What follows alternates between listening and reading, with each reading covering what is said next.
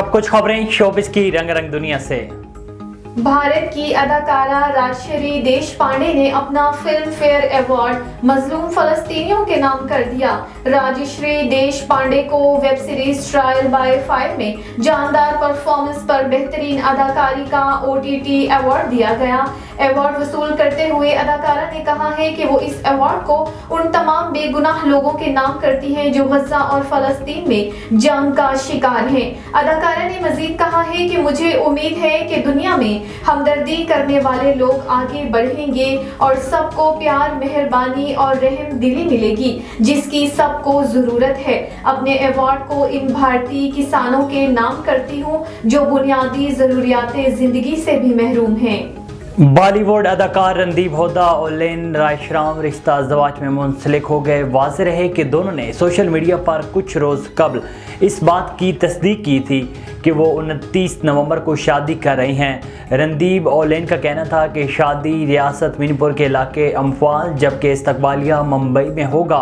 दोनों ने शादी के पुरमसरत मौके पर मणिपुर के रवायती उरूसी लिबास का इंतखाब किया। रणदीप हुड्डा ने अपनी शादी के दिन के लिए सफ़ेद रंग का लिबास रवायती धोती अंदाज के साथ पसंद किया जबकि उन्होंने जर्द रंग की पगड़ी भी बांधी। मारूफ पाकिस्तानी अदाकारा आयजा खान के जमहूरिया चेक में सैर सपाटों की तस्वीर ने सोशल मीडिया पर धूम मचा दी। मुतादिद पाकिस्तानी ड्रामों में अदाकारी के जौहर दिखाने वाली मारूफ अदाकारा आयजा खान इन दिनों जमहूरिया चेक के दारुल हुकूमत पराग में छुट्टियां मनाती नजर आ रही हैं जो सिर्फ यूरोप के ही नहीं बल्कि दुनिया के खूबसूरत तरीन शहरों में से एक है।